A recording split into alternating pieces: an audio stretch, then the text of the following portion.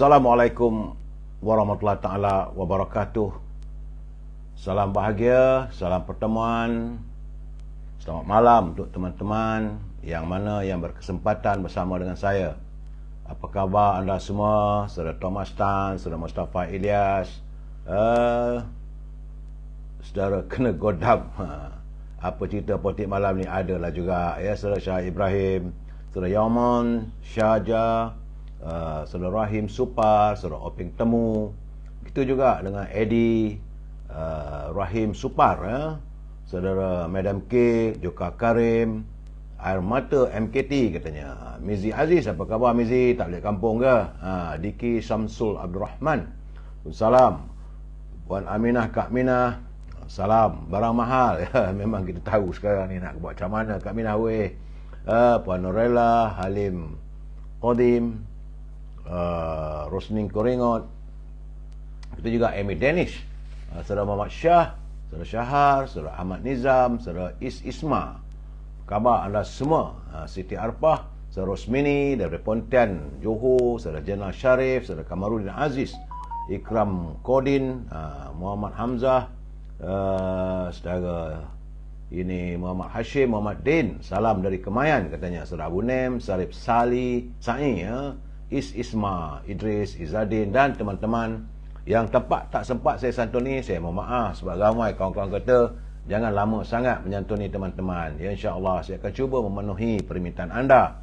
Baik, saudara, seperti biasa yang ini saya kena buat. Itu laporan apa yang berlaku pada negara kita berhubung dengan COVID-19. Hari ini hari Isnin, ya saudara, 6 hari bulan Februari, merupakan hari yang ke-1055. Artinya sudah 1055 hari COVID-19 melanda negara kita. Dan dari laporan yang saya terima, jangkitan semalam nampaknya ada sedikit peningkatan di 9 orang, lebihan daripada kemarin. Itu kemarin 202, tapi semalam 211. Menjadikan jumlah kumulatif yang terkumpul sudah pun 5,37,995 warga kita yang dijengah oleh virus corona. Dan menurut laporan daripada Kementerian Kesihatan, angka yang berjaya disembuhkan sudah pun meningkat kepada 4,990,977. Tiada kematian, alhamdulillah. Tahniah pada Dr. Zaliha Mustafa, Menteri Kesihatan, yang saya yakin beliau bertungkus lumus mahu memastikan agar jaringan virus corona ini segera diusaikan. Saudara, dalam waktu yang sama saya mohon teman-teman jagalah kesihatan dengan baik.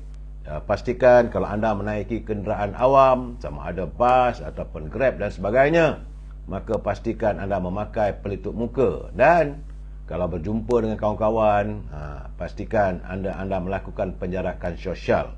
Sebab saya melihat dari peningkatan tersebut terdapat 6 negeri yang meningkat. Ya, peningkatannya tak banyak mana pun, saudara. 7 negeri susut, sementara Sabah dan Pahang kekal jangkitan kemarin. Sabah 2 jangkitan dan Pahang 3 jangkitan. Perlis dan Labuan, alhamdulillah, kembali sifar, mana tiada jangkitan COVID-19 di Perlis dan juga di Labuan. Di Selangor walaupun ada peningkatan, itu 94 jangkitan semalam, tapi saya merasakan masih lagi terkawal di bawah angka 100. Ya, saudara Kain Buruk, saudara Ahmad Nizam, saudara Dirwan Muhammad, cari berita hangat sedikit. Kalau itu berita yang ada, saudara, apa lagi yang panahnya, saudara. Cuma laporan ini saya perlukan, dan begitu juga ini kita masuk segmen e-commerce. Dalam segmen e-commerce ni saya selalu mengatakan, kalau teman-teman yang mempunyai produk, bolehlah hubungi Al-Azhar untuk mewawarkan, supaya saya boleh mewawarkan produk saudara. Jadi hubungi Al-Azhar di talian 0113304141. Al-Azhar dia memasarkan Stangi Bakur. Ini seperti kemian yang untuk menjadikan aroma rumah dan bilik anda wangi, sebagaimana kita berada di Tanah Suci Mekah, saudara. Azhar juga memasarkan minyak wangi daripada tanah Arab yang dibuat berasaskan kepada pati kayu gaharu, saudara. Andainya anda tak dapat berhubung Al-Azhar, boleh hubungi Siti Farehah. Jangan lupa, saudara, di talian 0177114300. Siti Farehah tentulah dendeng manis Siti Farehah. Jangan lupa saudara, sedap dimakan, boleh dimakan dengan apa saja. Nasi boleh, dengan apa kanji atau porridge boleh, dengan roti pun boleh saudara. Untuk teman-teman yang tinggal di Lembah Kelang, kalau mau memesan buah-buahan dan buah-buahan tersebut terus dihantar ke rumah anda, hubungi Syauqi 0123570703. Buah-buahan tersebut tentulah grade-nya grade yang terbaik dan harganya di bawah harga yang dipasarkan di pasar saudara. Akhir sekali, makanan kegemaran saya, popiah sira Lady Maria. Jangan lupa saudara, sedap, pedas, rangup, manis dan mengasyikkan.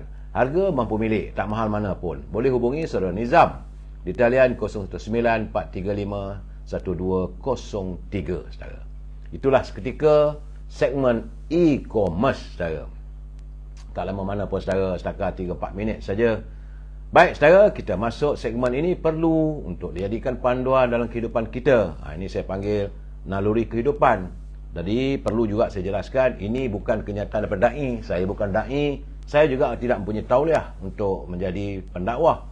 Cuma apa yang saya lakukan apabila teman-teman berkirim, setelah saya hati, saya lihat, maka wajar untuk kita berkongsi kiriman teman-teman kita ini untuk dijadikan panduan kehidupan kita saudara.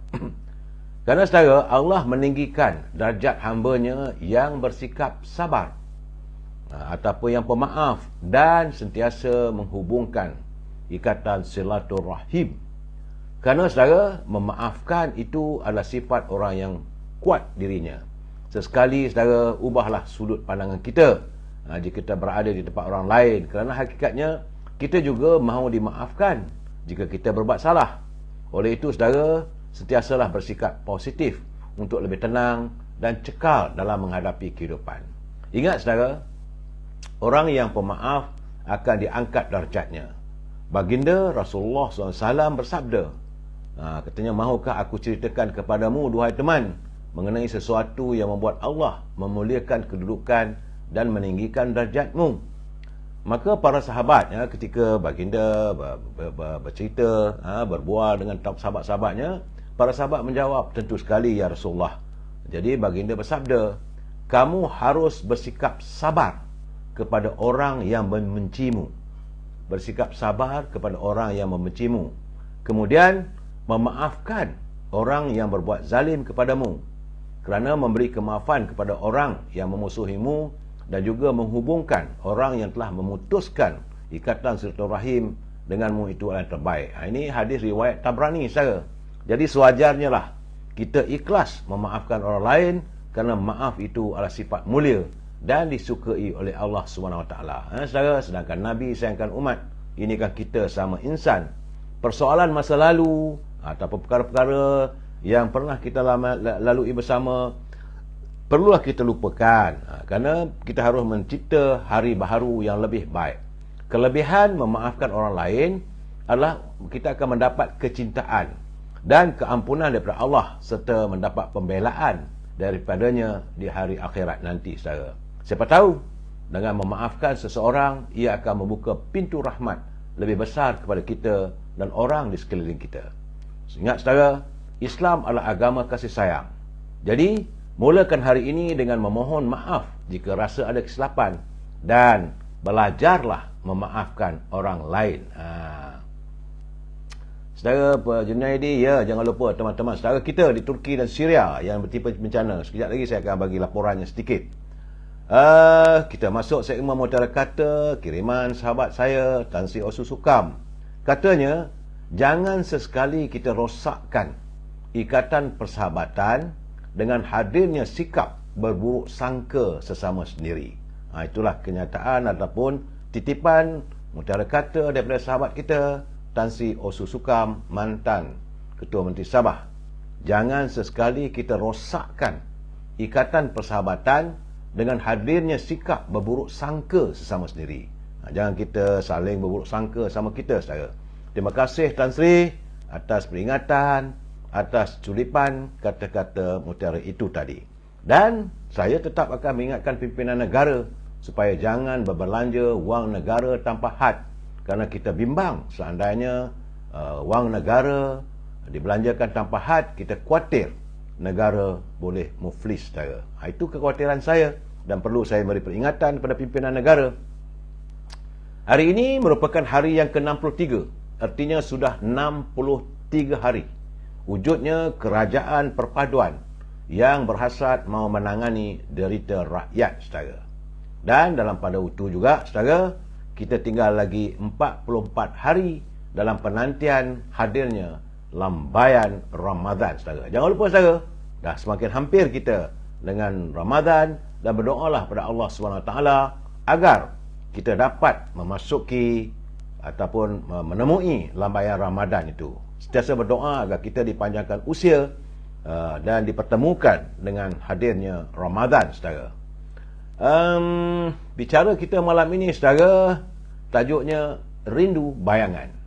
Apa yang saya maksudkan dengan rindu bayangan? Sabar dulu, kita santun dulu pantun Pak Nazil yang saban hari, setiap hari menghantar kiriman pada saya untuk perkongsian kita bersama. Menurut Pak Nazil, katanya, dikerat belah buah timun, kacang parang, ubi keladi. Sedikit salah memaki hamun, tanda orang miskinnya budi. Jadi kalau silap sikit pun kita terus maki hamun orang, tak elok, saudara. Jangan kita maki hamun orang. Betul kata Pak Nazir tu. Kerana itulah tandanya orang yang miskin budinya. Tambah Pak Nazir lagi, roti jala serawa pulut, kopi sekoleh dinikmati sudah. Mula-mula berperang mulut, akhirnya boleh membawa padah. Jadi kalau mula bertekak, bergaduh, bercakap, saling maki hamun, akhirnya boleh bergaduh, saudara, dan membawa padah. Itu peringatan Pak Nazir kepada kita semua, saudara. Sabar apa-apa pun, kita mesti santuni setiap persoalan itu dengan penuh kesabaran. Terima kasih Pak Nazir daripada Perlis. Teruskanlah berkarya Pak Nazir, sebab dapatlah kawan-kawan, teman-teman kita dalam halaman saya ini menikmati buah karya hasil Pak Nazir. Saudara, memang saya perlu mengingatkan anda, saudara nak marah pun marahlah. Saya perlu mengingatkan anda, bagi mereka yang menyunting semula live saya ini dan dimasukkan dalam sebarang channel, semua itu adalah tanggungjawab anda. Ingat, saudara, tangan yang mencincang, bau yang memikul. Kerana saya tidak bertanggungjawab sama sekali atas sebarang suntingan yang anda lakukan, sama ada anda masukkan dalam apa channel sekalipun. Begitu juga dengan kiriman kata-kata dalam halaman saya ini. Juga anda harus bertanggungjawab. Harapan saya, gunakanlah bahasa yang baik, ikutilah peraturan yang ditetapkan oleh Kementerian Komunikasi. Saudara, saya tak mampu untuk memantau semua. Perlu diingat, ini adalah pencerahan politik. Matlamatnya tidak lain tidak bukan sekadar memberi informasi kepada warga kita. Ingat, saudara, kita mesti bersetuju untuk tidak bersetuju. We must agree to disagree. Jika ada komen-komen dan pandangan-pandangan yang saya lontarkan, kalau saudara nak berhujah dan sebagainya, tidak ada masalah. Hantarkan kiriman anda untuk kita berkongsi, asalkan gunakanlah bahasa-bahasa yang baik, saudara. Syed Noah dia kata, selamat malam, terima kasih. Rubiah Hashim, terima kasih kerana memberi pencerahan tanpa jemu. Memang saya tidak akan, walaupun dalam keadaan apa pun, saya akan berusaha untuk menemui anda saban malam, saudara. Baik. Dari prinsip kita mesti bersetuju untuk tidak bersetuju, saya mohon gunakanlah bahasa yang harmonis, kerana kita adalah warga cinta damai. Baik, saudara, saat ini cuaca di negara kita masih lagi tidak menentu. Daripada pagi tadi saya nampak gaya suasana sejuk. Saudara, jangan lupa, saya sudah pun mengingatkan anda dalam 2-3 minggu lalu bahawa cuaca negara kita ini memasuki suasana lebih sejuk daripada musim-musim terdahulu. Kabarnya dulu, kalau tak silap saya lah, negara kita akan beredar pada kedudukan 22 darjah Celsius kesejukannya. Jadi sebab itu saya selalu berpesan orang yang berusia, mahu warga emas, kalau tidur pastikan anda memakai sarung kaki, selimutlah diri anda dengan baik, sebab cuaca sejuk, air pun sejuk bila nak mandi dan ambil air semayang, saudara. Dan daripada pagi tadi sampai ke petang nampak gayanya hujan. Hujan berterusan, dia tidak lebat. Hujan sekejap berhenti. Ini dikatakan hujan sekejap-sekejap, saudara. Waktu saya jadi wartawan, jadi announcer dulu, saudara, kadang-kadang kita melaporkan hujan sekejap-sekejap di seluruh negara, saudara, bukan satu tempat saja. Cuma awal pagi tadi saya menerima perkabaran duka. Duka cita saudara kita di Turki, dan juga di Syria. Terdapat sekurang-kurangnya 640 saudara kita yang berada di Turki dan di Syria menemui ajal kerana negara tersebut mengalami gempa bumi yang agak dahsyat. Maha dahsyat kerana laporan kita terima iaitu 7.8 magnitude. Tinggi saudara gegarannya, dan ini mengakibatkan ramai warga di Turki, warga di Syria yang terperangkap dalam runtuhan bangunan, saudara. Kerana gempa bumi awal pagi tadi, saudara, ialah merupakan gegara yang paling kuat, yang paling terkuat selama sejak tahun 1939. Sebelum itu memang ada gempa bumi tapi tak sekuat awal pagi tadi, saudara. Bagaimanapun, katanya pada tahun 1939 dulu 30,000 yang terbunuh. Mungkin kali ini mungkin ramai lagi sebab ini paling tinggi dia punya gegarannya. Dan yang kita dapat tadi hanya laporan awal, 640 meninggal.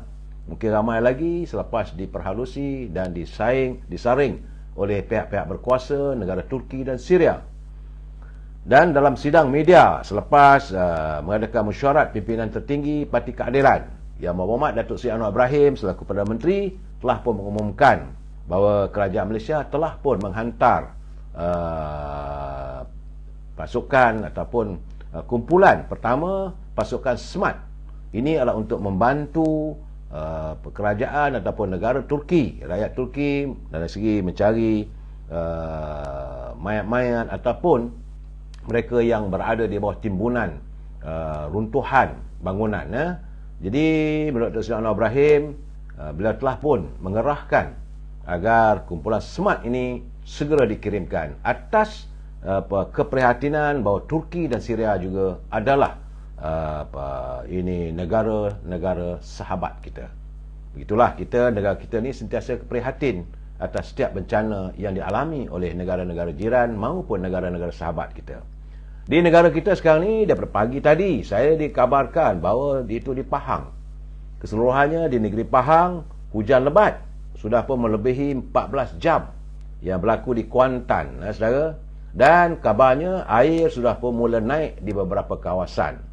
Terkini katanya hujan lebat yang melebihi 14 jam di Kuantan di Pahang, dan membawa kesannya ada ini banjir yang terjadi di negeri Pahang. Di samping itu, saudara, terdapat situasi jalan yang dinaiki air. Jadi kalau anda melalui jalan-jalan ini harus berhati-hati. Mungkin juga jalan ini telah pun ditutup oleh pihak berkuasa. Antara jalannya adalah jalan Kuantan Gambang, jalan Kuantan Bypass, iaitu dekat dengan Kolej Widat, jalan Pancing Utara, jalan Sutak Belos Samad, berhampiran dengan Bomba, saudara, jalan Sungai Soy, jalan Semambu di Simpang Berlian, saudara, jalan Air Hitam, jalan Kempadan Sejahtera, jalan hadapan Restoran Rahmat, jalan Permatang Badak 2, dan jalan Sungai Isap Kampung. Jalan Sungai Isap Kampung berhadapan dengan Tunas Manja. Jadi status kawasan-kawasan ataupun kampung, kawasan-kawasan perumahan ataupun kampung yang telah pun dinaiki air, iaitu di Sungai Lembing, Kampung Kurnia, Kampung Pandan, sekitar Sekolah Kebangsaan Jaya Gading, di Semsas, di Pandan 1 dan di Pandan, perkampungan kawasan di Pandan di Kuantan Pahang. Jadi teman-teman kita yang tinggal di Kuantan dan kawasan yang berhampiran, sila patuhi arahan yang ditetapkan oleh pihak berkuasa. Jika ada dibuka kawasan-kawasan ataupun tempat-tempat pemindahan sementara, berpindahlah segera. Terima kasih saudara Khairul Azman Muhammad yang sentiasa mengingatkan teman-teman pelayar-pelayar agar menggunakanlah bahasa-bahasa yang terbaik. Waalaikumsalam saudara Khairul Azman. Salam perpaduan. Terima kasih saudara Khairul Azman yang beliau sentiasa mengingatkan kita supaya gunakanlah bahasa yang baik kalau menyantuni saya. Dan sebagaimana yang kita tahu, saudara, memang saya menanti juga tadi bila adanya sidang media yang dilakukan oleh Yang Berhormat Perdana Menteri selepas mesyuarat pimpinan tertinggi Parti Keadilan. Kita nak tahu juga tentang apa yang saya katakan dasar ekonomi kita ke arah mana. Masih belum lagi diumumkan oleh Yang Amat Perdana Menteri. Bagaimanapun beliau menjelaskan bahawa pimpinan kerajaannya hari ini tidak akan mencampuri sebarang urusan yang dilakukan oleh pihak berkuasa, sama ada pihak polis maupun pihak Suruhanjaya Pencegah Rasuah. Jadi ini beliau menjelaskan kerana ada pihak menuduh kononnya kerajaan hari ini mengambil tindakan, mengarahkan pihak berkuasa mengambil tindakan terhadap parti-parti politik yang tak sealiran dengan kerajaan perpaduan. Jadi beliau menafikan. Malahan dia kata memang betul pun saudara, UMNO dulu pun bertahun juga kita punya akaun dibekukan. Tapi saat itu pimpinan yang dulu berada dalam kerajaan, mereka mengatakan itu tindakan yang wajar. Jadi apakah kali ini pula tidak wajar apabila terkena pada mereka? Itu keadaannya saudara. Dan dalam soal ini saya melihat ramai juga pihak-pihak yang bertanya pada saya, ada yang menyindir, ada yang mengeluarkan kenyataan macam-macam lah berhubung dengan impian Yang Amat Berhormat Datuk Seri Anwar Ibrahim untuk mewujudkan rakyat ataupun masyarakat madani. Banyak mereka bertanya apakah itu masyarakat madani, kerana saya mengatakan di sinilah letaknya pentingnya Saudara Fahmi Fadzil selaku Menteri Penerangan, Menteri Komunikasi dan Digital untuk memberi penjelasan sejelas-jelasnya supaya rakyat faham apa yang dimaksudkan sebagai warga masyarakat madani. Dalam pada itu saya masih lagi mengharapkan agar pimpinan di Kementerian Kewangan serta yang berada di anjung kuasa kumpulan wang simpanan pekerja jangan lupa untuk nasib rakyat yang masih mengharapkan satu keputusan yang tuntas pada mereka yang berkelayakan untuk membolehkan mereka mengeluarkan simpanan mereka secara bersasar. Bersasar itu tak boleh pukul one off semua begitu saja, tapi bersasar. Kalau mereka punya simpanan lebih daripada 100,000, fikirkanlah bagaimana mereka boleh mengeluarkan simpanan mereka, kerana tinggal lagi 40 hari lagi saya. Nak bulan puasa, nak hari raya. Jadi keadaan masih lagi sebagaimana yang kita dengar tadi, ada teman-teman mengatakan barang masih naik. Memang tidak saya nafikan. Harga barang keperluan masih meningkat dan berada dalam keadaan yang agak mengerikan bagi teman-teman yang tidak mempunyai pendapatan yang mantap. Petang tadi saya bersiaran, dalam siaran memori, saya ada menyantun bagaimana tentang untung nasib masyarakat nelayan yang tidak lagi boleh ke laut kerana suasana tidak adanya pelangi di hujung senja saudara. Begitu juga dengan masyarakat petani yang tentulah mereka diburu keresahan. Apakah padi-padi mereka boleh membesar ataupun subur? Bagaimana bekalan racunnya? Bagaimana bekalan ini baja, nak membaja, nak meracun pun dalam suasana hujan ini tak boleh. Jadi petani diburu keresahan. Begitu juga peladang-peladang dan penoreh getah juga berada dalam suasana yang tidak menentu. Arus fikirannya melihat kerana kerja-kerja untuk menoreh getah tidak boleh dilakukan. Dalam suasana begini tentulah kehidupan rakyat di kawasan desa, di sekitar kota raya, masyarakat metropolitan, mereka juga diburu resah apabila kehidupan gaji tak naik. Malahan peluang-peluang pekerjaan juga masih belum ada percambahan, dan pendapatan itu sukar untuk ditambah lagi, sedangkan harga barang di pasaran masih berterusan meningkatnya. Keadaan ini juga menimbulkan keresahan. Jadi saya amat mengharapkan agar Menteri Ekonomi sebagaimana yang dinyatakan oleh, tadi saya dengar juga sekali lagi sahabat kita Datuk Zaid Ibrahim, dia menerangkan Menteri Ekonomi harus memikirkan jalan yang terbaik, bukan hanya menangani atau pergi ke kedai-kedai atau restoran untuk meninjau harga barangan. Itu bukan satu tindakan, bukan tindakan saja. Saya kata banyak perkara yang perlu dihayati. Contohnya bagaimana harga cukai, harga pembelian insurans untuk kenderaan yang tidak nampak ada kelegaan untuk rakyat. Itu juga dengan barang-barang di pasar, masih tinggi. Jadi saya haraplah agar Menteri Perdagangan Dalam Negeri dan Pengguna segeralah tangani masalah ini. Rakyat menanti apakah penyelesaian yang harus mereka perolehi daripada kerajaan perpaduan yang berteraskan untuk menangani derita rakyat.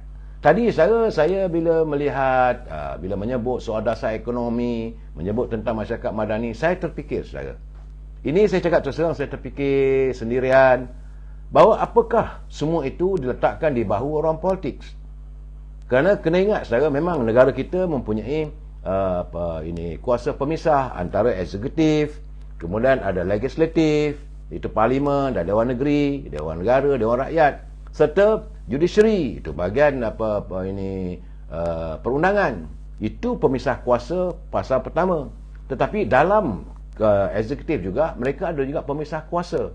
Pemisah kuasanya ialah antara orang politik, pembuat dasar dengan pelaksana. Pelaksana ini adalah terdiri daripada kalangan kaki tangan kerajaan. Saya teringat, saya terbaca kenyataan satu ketika dahulu. Era almarhum Tengku Abdul Rahman memimpin negara, pimpinan politik menghadapi masalah dengan pegawai-pegawai MCIS atau pegawai kaki tangan kerajaan. Kerana sampai ketika itu, bila nak buat pilihan raya, almarhum Tengku, dia terpaksa serahkan jawatan Perdana Menteri itu dipikul oleh almarhum Tun Razak. Dan almarhum Tengku terpaksa turun ke gelanggang, bertemu rakyat, menjelaskan keadaan dan sebagainya. Kerana waktu itu seolah ada pertembungan di antara kaki tangan kerajaan. Tapi masa itu saudara, memanglah ada kaki tangan kerajaan ini, sebahagiannya adalah mempunyai pemikirannya lebih ke barat. Kerana itu adalah legasi penjajah. Hinggalah setelah mereka faham, mereka sama-sama bertukar lumus untuk membantu negara, maka selepas itu diadakan pilihan raya dan sebagainya, dapatlah rakyat faham sebenarnya, dan kaki tangan kerajaan memahami tugas dan tanggungjawab mereka. Kita dulu, saya tak tahu sama ada Intan masih ada, tak ada lagi, saya tidak tahu. Belum, saya tak dengar pula laporan-laporan tentang Intan, di mana pegawai-pegawai tinggi kerajaan, ini yang paling penting saudara. Sebab saya selalu mengatakan, yang kena hamun, yang kena maki orang politik, bukan kaki tangan kerajaan.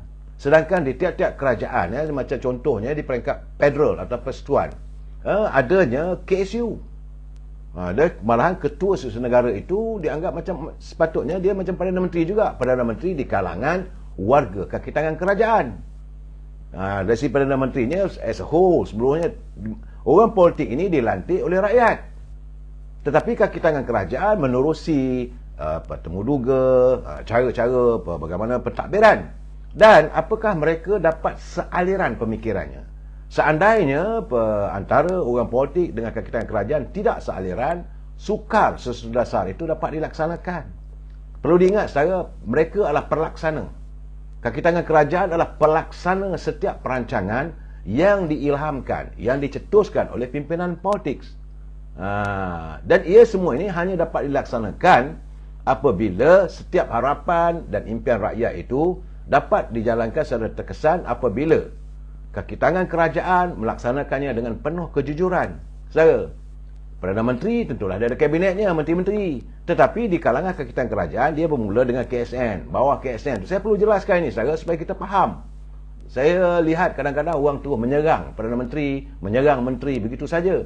Sedangkan pelaksana sebenarnya di bawah ketua setiausaha negara ada KSU, ketua setiausaha di tiap-tiap kementerian.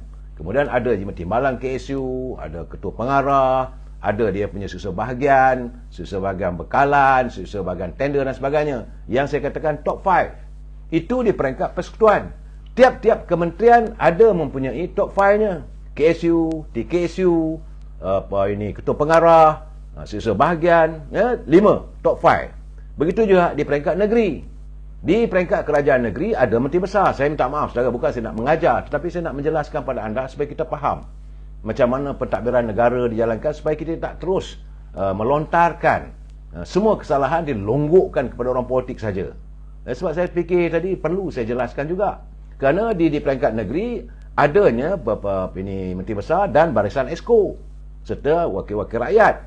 Tetapi ada pula setiausaha kerajaan negeri dan juga di peringkat daerah-daerah diturunkan kuasa itu kepada DO, ADO, ketua pengarah, jurutera daerah, ya saudara. Dan mereka ini juga adalah harus menyantuni apa yang dicetuskan ataupun yang diilhamkan oleh menteri besar itu. Kalau tidak nanti kita akan menyalahkan menteri besar, jelas saudara. Ini keadaannya saya. Saya bukan nak marah, saya perlu memberi penjelasan kerana tugas untuk melaksanakan ini terletak di bahu pelaksana. Jadi walaupun begitu murni niatnya, kita nak buat membangunkan begitu begini dan sebagainya, kalau pelaksana itu tidak memahami Sebab saya kata tadi, kita dulu ada Intan, tempat kursus pegawai kerajaan yang kita terapkan kesedaran dan sebagainya.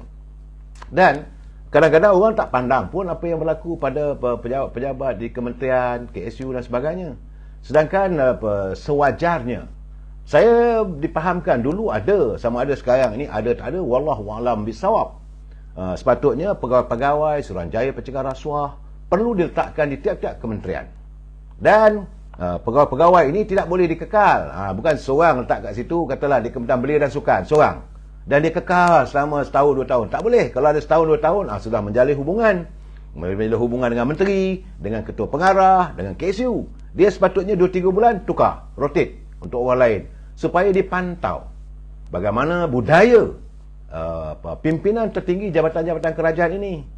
Apakah corak kehidupannya, bercuti luar negeri, memang mereka mempunyai peluang untuk bercuti. Tapi bagaimana mereka berbelanja, anak-anak mereka mungkin belajar di luar negeri, bagaimana dia punya pembiayaannya.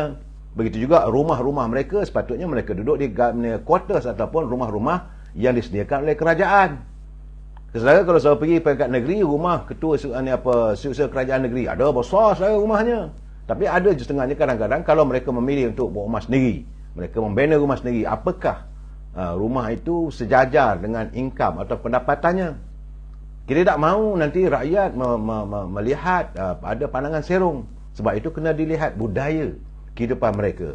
Dan yang paling penting, bila musim perayaan, contoh musim raya kena tengok siapa yang datang membawa hampers, siapa yang datang bawa hadiah, apa bentuknya, supaya kita nak membendung agar tidak berlakunya ketirisan, tidak berlakunya elemen korupsi. Ini pandangan saya, saudara. Jadi kita tak boleh nak terjah hanya orang politik saja. Kadang-kadang kita mesti bersikap jujur. Saya juga bila saya memberi pencerahan, saya harus bersikap jujur.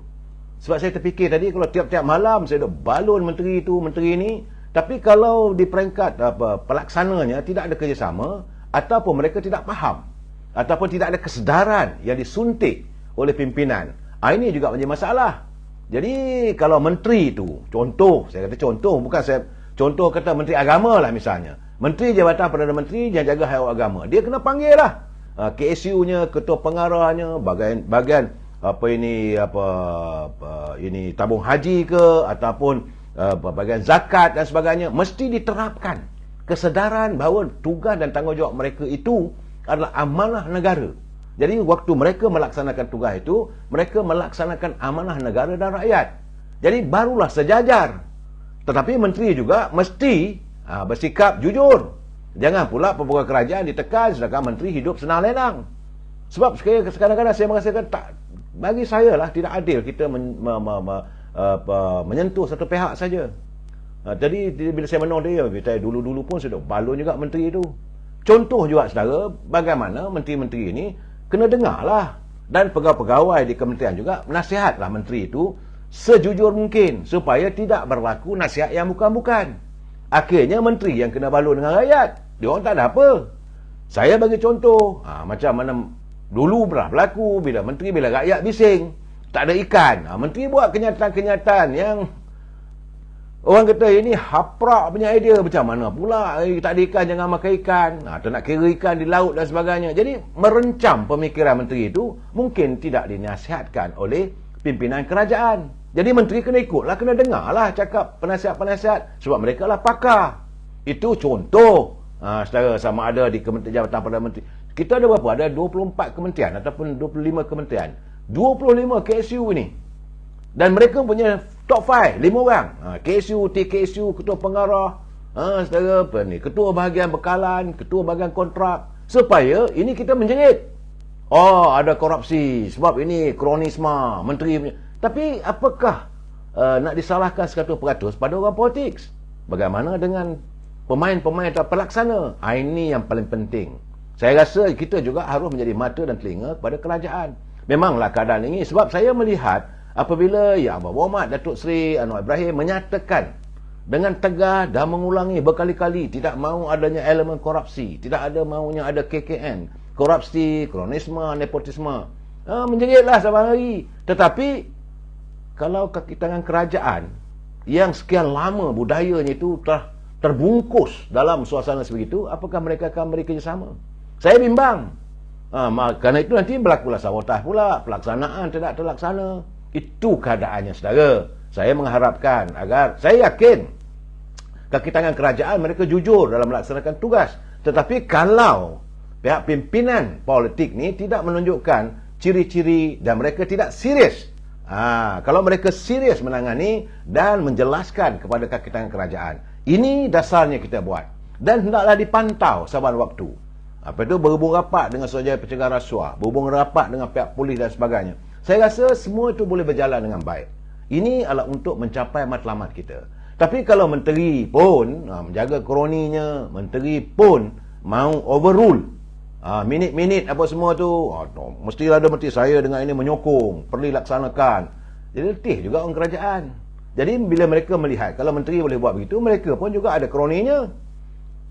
Jadi akhirnya semua departmen jadi kelang kabut. Itu pandangan saya, saudara. Dan saya harap semua orang berlapang dada lah bila saya memberi ini. Ingatlah, saudara, inilah teguran ikhlas daripada seorang rakyat yang cinta damai, yang mahu melihat negara kita ini kemakmurannya dapat dikongsi bersama. Tidak niat, tak ada lebih. Bukan saya nak menuduh, saudara. Cuma saya terfikir, apakah usaha Datuk Seri Anwar Ibrahim bersama dengan pimpinannya dalam melaksanakan impian rakyat, apakah termampu beliau menangani derita rakyat kalau tidak ada kerjasama di semua pihak. Dan pihak dia setiap bulan, tiap menteri akan bertemu dengan pegawainya, pertemuan menteri itu, menteri ini dengan dia punya pegawai, KSU-nya, kaki tangan dan sebagainya. Apakah suntikan ilham itu termasuk dalam pemikiran mereka? Itu saya di sini kami sayang TPM. Terima kasih, saudara. Dan ini keadaannya, saya melihat dalam kebejatan kepimpinan negara, dia mesti fungsinya bersama. Dan dalam pihak pimpinan negara sebagai eksekutif, dia ada pembahagian tugas. Ini orang politik dan ini kaki tangan kerajaan. Mesti saling hormat menghormati dan tak boleh mencampuri antara satu sama lain. Selama ini kita tengok kaki tangan kerajaan menghormati orang politik. Apa cakap menteri mereka ikut. Sedangkan kadang-kadang mereka ingin mengutarakan pandangan, tapi menteri pula nak tunjuk bengap sombong, nak kata dia merasakan dia je betul, sedangkan dia pun manusia biasa. Kalangan ada menteri yang bukanlah tinggi sangat pendidikannya, saudara. Kaki tangan kerajaan mereka ada PhD, ada doktorat. Jadi sepatutnya kita dengar. Sebab itu dapatlah disantuni. Jadi ini permasalahan ini saya cuba lontarkan agar kita sama-sama fikir, orang politik dan kaki tangan kerajaan. Jangan saling tuduh menuduh, jangan saling kerling mengerling, jangan jeling menjeling. Dan santunilah, negara memerlukan santunan anda semua, kaki tangan kerajaan dan juga orang politik. Saya tak mau menuduh siapa, saudara, tapi orang politik mesti menunjukkan sikap yang baik. Okey, saudara, itu hanya untuk sekadar pandangan sepintas lalu.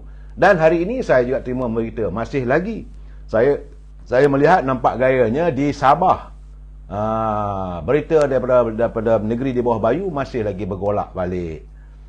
Tak berhenti lagi, saudara. Saya melihat politik di Sabah masih berterusan, tak tahulah sampai bila. Sampai bilakah akan ternoktahnya suasana politik di Sabah. Hari ini terdapat kenyataan media, 3 orang pula ahli Dewan Undangan Negeri yang mewakili Parti Warisan, mereka mengambil keputusan bertindak keluar daripada Parti Warisan dan mengisytiharkan mereka sebagai ahli Dewan Undangan Negeri bebas. Dia tak menyertai mana-mana parti, saudara. Warisan mempunyai 19 kursi. Tapi kalau 3 dah berhenti ataupun keluar daripada Parti Warisan, artinya Warisan tinggal 16. Dan 3 ini mengisytiharkan diri mereka sebagai ahli Dewan Undangan Negeri bebas. Kenapa jadi begitu? 3 yang mau keluar tadi itu Parti Warisan ialah dari kawasan Kunak, itu Puan Nur Azlinah Arif. Kemudian Muhammad Mohamarin, Don Dewan Undangan Negeri Bangi, dan Chong Chen Bin, ahli Dewan Undangan Negeri Tanjung Kapur. Ketiga-tiga mereka bertanding dulu atas tiket Parti Warisan. Saya bersimpati jugalah dengan Parti Warisan pimpinan Datuk Syafiq Afdal. Inilah kadang-kadang bila kita dapat calon-calon yang tidak ikhlas dan setia pada parti, berlakulah lompat-melompat. Bila keadaan begini, sampai bilakah kestabilan politik di Sabah mahu dapat dijelmakan? Kadang-kadang mereka melompat tu ada niat yang lain. Jadi di sini saya katakan, apakah mereka meletakkan kepentingan diri? Saya tak tahu. Tetapi ini keadaan sekarang ni. Dan sekiranya melihat sekarang ni, macam mana nak stabil di Sabah? Ya? UMNO, kita mempunyai 14 ahli Dewan Undangan Negeri. Tapi apabila berlaku kemelut baru-baru ini, 5 mengisytiharkan tidak ikut. Tidak sehaluan dengan kepimpinan UMNO Negeri Sabah. Mereka tak sehaluan dengan bermukta 5 orang. Kalau diketepikan 5 orang, artinya UMNO cuma tinggal lagi 9 orang saja. Begitu juga dengan parti pimpinan Haji Ajiji yang mengisytiharkan dirinya sebagai GPS. Dia ada 13. Kalau daripada kewarisan masuk dalam GPS itu penambahan. Ini tidak, masih kekal 13.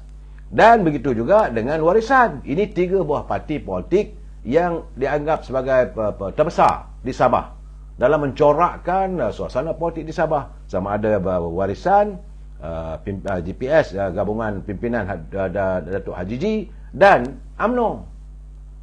Bilakah nak tenteramnya? Wallahu a'lam bisawab. Dan kita mengharapkanlah agar mereka ni ataupun kerajaan negeri Sabah segeralah mengimplementasikan akta anti lompat.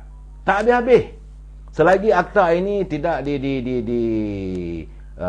perkenalkan, tidak dijadikan sebagai sebahagian daripada rang undang-undang, enactment kerajaan negeri Sabah dan juga Sarawak, selagi itulah nanti masih ada lagi lompat-melompat. Ini bukanlah satu soalan politik yang baik, saudara. Itu di Sabah. Cuma balik kepada negara kita sekarang ni, saya minta lah mereka yang berada dalam gabungan kerajaan perpaduan, itu parti UMNO, Amanah, parti Keadilan serta parti DAP, saling hormat menghormati. Tak payah nak campur tangan lah parti orang lain. Sebab saya tengok daripada laporan berita harian, saudara Ahmad Syuhail, dia menurut laporan berita harian, dia mengatakan bahawa seorang pemimpin DAP menggesa agar kepimpinan Barisan Nasional menyiasat dan mengambil tindakan terhadap semua ahli parlimen yang sebelum ini menandatangani akuan berkanun SD menyokong Tan Sri Muhyiddin Yassin menjadi Perdana Menteri. Saya kata tak payah campur lah. UMNO tidak akan mencampuri apa sahaja yang diputuskan oleh parti DAP. Terpulanglah anda dengan warga anda. UMNO tidak akan mencampuri urusan parti Amanah. Biarlah ia dipimpin oleh Abang Mat. Dan UMNO juga tidak akan mencampuri urusan dalam parti Keadilan. Ini mesti ada saling hormat menghormati. Tak payahlah nak tegur. Tak payahlah. Saya haraplah pimpinan DAP ini jangan nak tunjuk kita dah bersatu. Okey, kita dah berada dalam satu perpaduan. Tak perlu nak sentuh orang-orang ni. Sudah. Yang sudah. Saya menegur pimpinan DAP ni jangan lebih-lebih. Kerana ini boleh mengundang padah. Orang nak tunggu masa saja. Musuh tengah menunggu. Ada masanya akan mencuit hati dan perasaan. Apabila DAP membuat kenyataan begitu, akhirnya orang yang tak suka pada UMNO, tengok tu, DAP dah menyalak, UMNO kena ikutlah cakap dia. Dan kadang-kadang beginilah saudara yang akan membuatkan suasana tidak tenteram di kalangan warga parti-parti politik dalam sealiran dalam kerajaan perpaduan. Saya tak adalah saya nak kata you shut up, tapi sepatutnya tutup mulut lah. Jangan sebut apa-apa pun. Lebih-lebih lagi kalau anda daripada kalangan parti DAP. Sebab DAP pun bukanlah mesra alam sangat dengan warga UMNO saat ini. Dalam saat-saat kita nak membina satu kerjasama, nak membina satu persefahaman. Jadi tolong jangan sentuh apa-apa yang berhubung kait soal UMNO. Itu kita haraplah benda begini. Saya harap pimpinan parti DAP benar-benar menyantuni warganya, saudara. Ya, sebab kita tak mahu lagi lah. Cukup-cukuplah kita berberalah, bertelagah. Yang akhirnya usaha yang cuba digarap oleh pimpinan negara tak tercapai. Sebab kaki tangan kerajaan tu akan melihat apa benda ni orang politik tak berhenti lagi, terus bergaduh lagi. Akhirnya ke mana kita? Itu gambarannya. Dan hari ini saya, sebab tu tajuk kita lah Rindu Bayangan. Saya pula melihat, ini mulalah pula di kalangan mereka yang tidak lagi berada dalam kerajaan. Saya semalam dah bercakap, saya malas nak sentuh benda ni. Tetapi bila saya tengok hari ni keluar lagi kenyataan daripada mantan Perdana Menteri Datuk Ismail Sabri, saya katakan yang berhormat, sudahlah. Hari ini yang berhormat sudah tidak lagi daripada menteri. Ya, kalau yang berhormat rasa mau berundur daripada arus politik secara terhormat, tak payah lagi nak katakan orang ni, nak kata orang tu. Tak perlu. Biarlah pimpinan yang ada hari ini meneruskan kepimpinannya. Sebab waktu yang Mak Berhormat jadi Perdana Menteri pun, UMNO menyantuni anda. Tak ada pula nak criticize warga UMNO teruk-teruk. Tapi sekarang ni saya lihat kadang-kadang nak membela Khairi Jamaluddin lah, nak membela itu, membela ini, tak payahlah. Saya harap Datuk Ismail Sabri, teman-teman yang rapat dengan beliau, tolonglah nasihat. Supaya jangan diwujud kebencian. Akhirnya warga UMNO tiba-tiba nanti dibenci. Sebab saya terima banyak panggilan tadi. Tanya dengan saya, kenapa Datuk Ismail Sabri membuat kenyataan yang sebegitu, yang tidak sealiran, apakah beliau mahu dipecat dan sebagainya. Sudah-sudahlah. Tidak ada artinya kita mencari membina kebencian sesama kita, saudara. Dan kepada mereka yang meninggalkan ataupun yang telah pun dipecat sebagai ahli, anda tidak punya local standby. Macam Noh Omar nak bercakap bahawa UMNO yakinlah tak boleh menang di Selangor dalam pilihan raya negeri akan datang. Saya nak bertanya, kalau dia bercakap benda begitu selama hari ini, waktu kamu memimpin UMNO Selangor, masa bila UMNO menang? Uyup lagi ada. Jadi jangan tunjuk bahawa seolah-olahnya nak letakkan ini. Sekarang ni jangan mimpilah rakyat tak menyokong UMNO. Kamu dah tidak lagi dalam UMNO, sudahlah. Untuk apa nak diungkit-ungkit? Saya kadang-kadang mereka ni, saya nak cakap terus terang, yang tambah-tambah lagi mereka yang sudah pun tidak lagi berada dalam UMNO. Tolong ingat jasa UMNO. Tanpa UMNO mereka tidak jadi kaya raya macam mana sekarang. Tanpa UMNO mereka tidak mampu untuk mengumpul kekayaan. Sekarang ni mereka bekas menteri, bekas Perdana Menteri, bekas ada yang timbalan menteri, ahli-ahli pernah memimpin GSC, yang ada pencen. Anda mempunyai harta yang banyak, kedudukan, ada pencen. Kami ni warga UMNO Perikatan Akar Bumi dapat apa? Tak ada apa pun. Dia tak payahlah nak dipusingkan kepala kita, nak mengusik hati dan perasaan kita. Biarkanlah warga UMNO di Perikatan Akar Bumi meneruskan agenda perjuangannya. Perlu apa nak tunjuk bahawa anda saya yang hebat? Apakah anda merasakan kalau anda memimpin Selangor, bahawa anda boleh membawa kejayaan pada UMNO Selangor? Jangan lupa, saudara, saya kadang-kadang bila mendengar kenyataan begitu, saya naik muak. Saya kata dia orang ni tak pernah berterima kasih pada UMNO. Tanpa UMNO, mereka tidak akan jadi wakil rakyat. Mereka tidak akan jadi ahli parlimen. Mereka tidak akan jadi timbalan menteri. Tak akan jadi menteri. Bila dah tak ada lah UMNO, mula kutuk UMNO tak kena, gitu, begini, ini tak kena. Ini keadaan sebab saya kata orang macam ni seperti gila bayang. Orang yang rindu bayang. Rindu bayangan. Tunggu kalau dulu lah. Mereka sebenarnya adalah kerinduan sebab melihat hari ini di Perangkat Akar Bumi sedang kerancakan. UMNO sedang menangani musim pemilihannya. Ya sekarang ni saudara Ben dia kata PKR tidak sekali menerima KJ kalau nak kerajaan perpaduan terus bertahan. Saya melihat, saya yakinlah sebab kenyataan pimpinan daripada kalangan yang berada dalam kerajaan perpaduan ini, mereka dengan jelas sama ada amanah maupun PKR maupun UMNO maupun DAP, empat parti ini sudah pun mencapai satu persetujuan. Mana-mana ahli yang tersingkir dari parti mereka, mereka urusan mereka sendirilah. Sekarang ni begitu juga macam Khairi Jamaluddin, tak payahlah. Anda tak perlu untuk bercakap soal UMNO sebab anda telah pun dipecat. Anda dalam UMNO pun menyusahkan, membuatkan ahli bertambah berang. Ahli-ahli UMNO bukannya ada kawan-kawan bertanya dengan saya, bila tak ada KJ ni, Datuk Ismail Sabri kata bahawa ada magnet lah, KJ daya tarikan. Setara, ini satu pandangan yang cukup bagi saya tak berasas. Benci lagi ada. Orang benci kerana waktu dia ada berada dalam UMNO, dia menjadi Menteri Kesihatan, banyak masalah yang kita alami, terutama berhubung kait dengan soal COVID-19. Saya lihat sendiri sayang, bagaimana apa yang berlaku di Thailand. Di Thailand, kerajaan negeri Thailand sendiri sudah pun berura untuk mengambil tindakan terhadap pembekal vaksin Pfizer. Kerana mereka merasakan bahawa kesan daripada suntikan vaksin itu, ada kalangan kerabat diraja mereka yang mengalami masalah. Dan kita jangan lupa bahawa ini unjuran daripada negara-negara barat. Apakah kita nak jadikan rakyat kita ni sebagai tikus-tikus makmal? Dulu kita dah bercakap. Tapi rakyat ditakut-takutkan, mesti begitu, mesti begini. Sekarang ni apabila disantuni oleh Dr. Dr. Zaliha, elok je. 211 tak ada ribu-ribu. Bukanlah kita nak mengatasi kuasa Allah SWT, tidak. Tetapi bukanlah vaksin segala-galanya. Ini keadaan saudara, dan dalam keadaan begini saya haraplah contohnya Datuk Ismail Sabri nak menjadikan itu sebagai asas untuk mengkritik kepimpinan. Yang sudah-sudahlah. Kalau yang berhormat rasa tak mau lagi untuk berada dalam kepimpinan, okey, umumkan saya tak akan bertanding apa-apa jawatan dan saya lebih senang untuk menjadi pemerhati serta penasihat yang baik. Apa salahnya? Tidak mengeruhkan keadaan saya. Nah, sekarang ada kawan-kawan bertanya dengan saya, apa nak jadi pada UMNO ni? Apakah saya kata sekarang ini mana parti yang tak ada gelombang? Nama saja parti politik.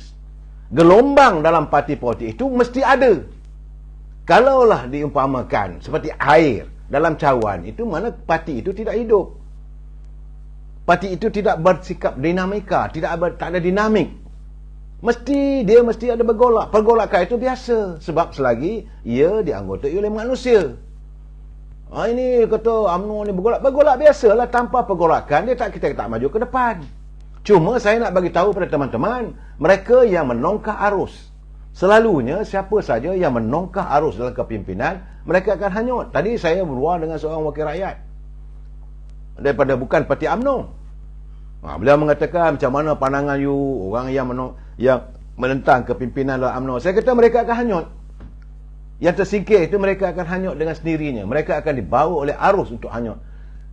Tak ramai orang macam Datuk Seri Anwar Ibrahim yang sanggup menongkah arus, tapi akhirnya dia berjaya dalam kegiatan politiknya yang bersikap menongkah arus. Tak ramai saya lihat di negara kita seorang iaitu Dr. Seri Anwar Ibrahim. Tapi letihlah, lenjanlah menghadapi macam-macam cabaran dan dugaan. Jadi mereka yang sekarang ni yang telah pun tersingkir daripada UMNO, untuk berada dalam kepimpinan UMNO, untuk mendaki, untuk berada di anjung kuasa di tingkat 38, itu benda yang sukar. Jadi sebab mereka sendiri memilih untuk menongkah arus. Dan saya bersetuju bahawa yang amat berhormat Presiden UMNO Datuk Seri Zahid Hamidi juga, beliau mesti menghadapi dugaan. Kalau tidak, bukan namanya pemimpin. Pemimpin mesti membuat keputusan. Satu-satu keputusan itu sama ada buruk atau baik, itu saja. Dia tak boleh memenuhi hati semua orang. Buat keputusan ini, mungkin ini tak setuju. Ambil yang ini tak bersetuju. Itu memang ada. Biasa dalam politik. Apa nak risaukan? Dan memang sekarang ni Datuk Seri Presiden memanglah dia dalam sunyi. Sebab beliau sekarang ni bergelar sebagai timbalan Perdana Menteri. Dan berada di pucuk, di anjung tingkat 38. Tentulah sunyi. Cuma yang ingin saya beri pandangan, fikir-fikirlah kalau ada penasihat-penasihat itu, jangan sampai mereka jadi punah sehat. Apa yang mereka beri itu memunahkan. Sekarang ni dah okey, tak ada masalah. Kalau tidak ada pergolakan, maka artinya saya memegang bicara ataupun pandangan almarhum Tun Gafar Baba. Dia kata orang politik ni sikapnya lah seperti gasing. Mesti bersikap seperti gasing. Kalau dia tak berpusing, maka dia akan mati. Gasing saya kalau kita tak pangkah dekat tanah atau di mana pun, dia mesti berpusing. Selagi dia pusing, lagi itu dia hidup. Orang politik mesti begitu sikapnya, saudara. Kalau dia stagnan, tak ada isu, tak ada apa, itulah the end. Sebab itu, saudara, kadang-kadang saya melihat macam Datuk Seri Anwar Ibrahim even for that matter dulu, Dr. Mahathir, dia terpaksa mencipta permasalahan yang dia rasa boleh tangani. Maka bila ada masalah, maka ada gelodak, baru nampak hidup politik itu. Dan hari ini dalam UMNO pun sama, saudara. Dalam gelodak begitu, parti berjalan seperti biasa. Orang dah bercakap lah, mengatakan bahawa UMNO itu begitu, UMNO itu begini. Tapi saya kata tak ada pun kata 400 orang keluar dari parti. Tak ada. Nak kata 100 orang masuk parti Amanah lah, masuk parti PKR, tak ada. Cuma saya malahan, saudara, bagi saya melihat kadang-kadang saya bersimpati kepada mereka yang daripada UMNO nak masuk parti lain, akhirnya dihina oleh warga parti tersebut. Apa yang berlaku pada mantan pemimpin UMNO yang dianggap sebagai tong sampah. Ini saya rasa ini harus memberi kesedaran kepada pimpinan UMNO supaya berfikir 2-3 kali. Jangan kita nak menempa ataupun menyanggah kepimpinan, menyanggah arus parti. Sebab bila anda di luar parti ni, orang pun tak pandang. Sebab tu saya katakan, sekarang ini memang waktu dipecat, ada 2 orang dipecat, dah digantung 4-5 orang, dan ramai lagi yang kena tindakan pembersihan UMNO. Heboh satu Melaya. Tapi tak berkekalan. Hanya bersifat sementara. Sekarang ni Ali berjalan seperti biasa. The show goes on. Perjalanan politik jalan seperti biasa. Mesyuarat peringkat cawangan-cawangan akan berjalan. Malahan, saya melihat apa yang dilakukan oleh Tan Sri Sarif Samad selaku pengurusi pemilihan kali ini adalah satu yang baik apabila tidak ada lagi elemen-elemen money politik ataupun politik wang. Ini mungkin ada setengah pihak tak setuju kerana mereka tak boleh mencipta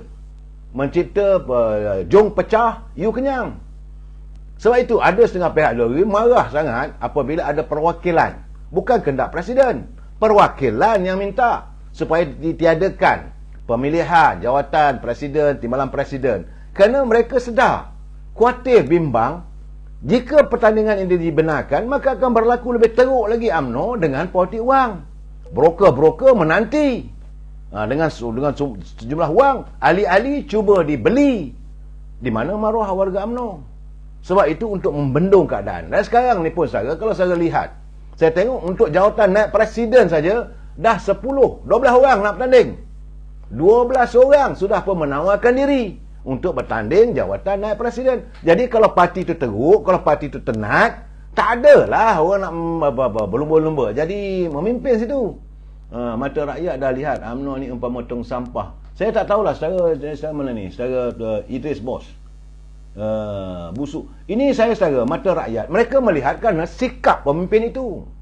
Saya bersetuju dengan sebab pemimpin itu dulu. Sebab itu bila mereka sudah pun di luar, orang melihat siapa nak masuk. Sebab itu walaupun kononnya Khairi Jamaluddin mengatakan bahawa ada orang meminang dia kalau dia bertanding nanti di Selangor, kalau menang dia adalah calon jadi menteri besar. Saya kata kenapalah anda ni bermimpi dia siang hari. Jangan lupa kekuatan Parti Keadilan di Selangor ini, mereka sudah 3 penggal. Sudah umpama pohon saudara dah tak boleh nak digoyah.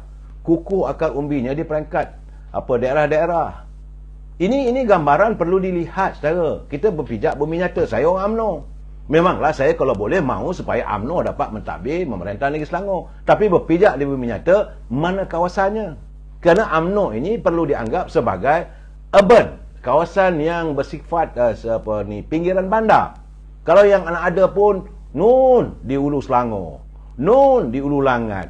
Saudara, tapi kawasan daerah Kelang, kawasan daerah Shah Alam, kawasan daerah Ampang, daerah Petaling, Waimah, untuk kawasan ini Kapas, Meru sendiri pun masyarakat sudah berubah.